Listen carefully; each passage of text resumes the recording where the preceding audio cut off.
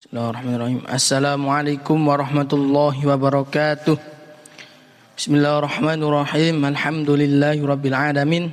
Wassalatu wassalamu ala asrafil anbiya'i wal mursalin wa ala alihi wa sahbihi ajma'in wa man tabi'ahum bi ihsanin ila yaumiddin, amma ba'du.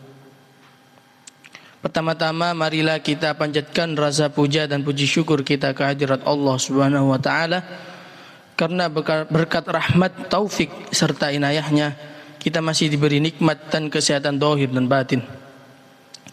Kedua kalinya salawat serta salam mudah-mudahan tetap terlimpah curahkan kepada Nabi kita, Nabi besar Muhammad sallallahu alaihi wasallam, karena berkat beliaulah kita dapat mengetahui mana itu barang yang hak dan mana yang batil. Ketiga kalinya di sini saya akan menyampaikan sedikit pidato hadis yang berjudul menghindari pergaulan bebas dan perbuatan keji. Qala Nabi sallallahu alaihi wasallam, la yazni zani hina yazni wa huwa mu'min, wa la yashrabul khamr hina yashrabu wa huwa mu'min, wa la yashriku hina yashriku wa huwa mu'min, wa la yantaibu nuhbatan yarfa'un nasu ilaihi fiha absarahum hina yantaibuha wa huwa mu'min. Yang artinya Rasulullah Shallallahu Alaihi Wasallam bersabda, seorang pezina tidak sempurna imannya ketika sedang berzina, dan seorang peminum khamar tidak sempurna imannya ketika sedang minum-minum, dan seorang pencuri tidak sempurna imannya ketika sedang mencuri, dan seorang yang merampas orang agar pandangan manusia tertuju kepadanya tidak sempurna imannya ketika dia merampasnya.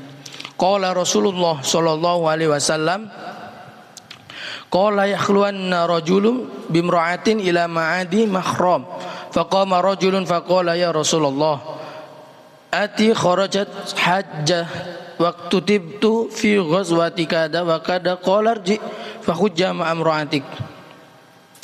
Artinya Rasulullah sallallahu alaihi wasallam beliau bersabda, janganlah sekali-kali seorang laki-laki berduaan dengan perempuan kecuali dengan ditemani muhrimnya.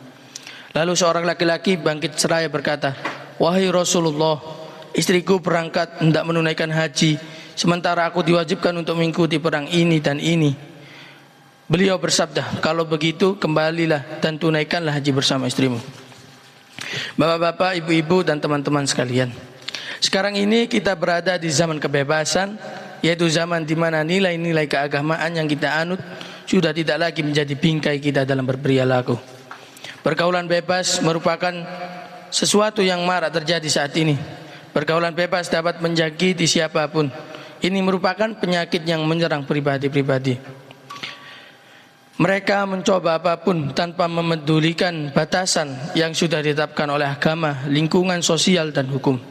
Pergaulan bebas sendiri diartikan sebagai suatu pergaulan yang tidak memiliki batasan, mengabaikan norma-norma agama maupun masyarakat. Karena itu pergaulan bebas cenderung mengarah pada hal-hal yang negatif, seperti seks bebas, pemakaian narkoba dan lain-lain sebagainya. Remaja-remaja kita yang merupakan generasi penerus bangsa telah dibutakan dengan budaya-budaya barat yang bebas. Mereka bergaul tanpa adanya batasan, tidak lagi mengenal nama yang benar dan mana yang salah.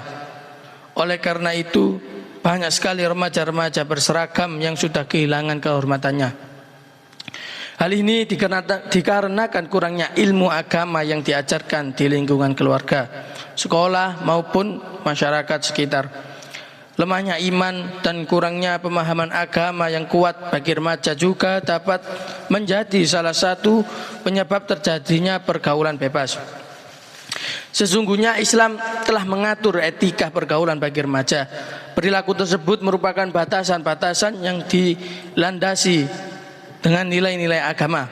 Oleh karena itu sudah seharusnya para remaja memperhatikan dan melaksanakan etika-etika pergaulan dalam pandangan Islam untuk mencegah terjadinya sesuatu yang dilarang Allah Subhanahu wa taala. Perilaku yang menjadi batasan dalam pergaulan adalah satu, yakni menutup aurat. Islam telah mewajibkan laki-laki dan perempuan untuk menutupi aurat demi menjaga kebersihan diri dan kehormatan hati. Aurat merupakan anggota tubuh yang harus ditutupi dan tidak boleh diperlihatkan kepada orang yang bukan mahramnya. Di samping menutup aurat, pakaian yang dikenakan juga tidak boleh ketat sehingga memperhatikan lengkuk anggota tubuh, dan juga tidak boleh tipis atau transparan. Yang kedua yakni menjauhi perbuatan zina. Pergaulan antara laki-laki dengan perempuan diperbolehkan selama masih ada batas dan tidak membuka peluang terjadinya perbuatan dosa. Islam adalah agama yang menjaga kesucian. Pergaulan di dalam Islam adalah pergaulan yang dilandasi oleh nilai-nilai kesucian. Dalam pergaulan dengan lawan jenis harus dijaga jarak sehingga tidak ada kesempatan terjadinya kejahatan seksual yang dapat merugikan diri pelaku, keluarga, dan masyarakat sekitar. Allah Subhanahu wa taala berfirman dalam Al-Qur'an surat Al-Isra ayat 32 yang berbunyi, A'udzubillahi minasyaitonirrajim. Bismillahirrahmanirrahim. Wala taqrabuz zina innahu kana fahisyah wa sa'a sabila. Al-ayah. Janganlah kamu mendekati zina. Sesungguhnya zina itu adalah perbuatan keji dan jalan yang buruk.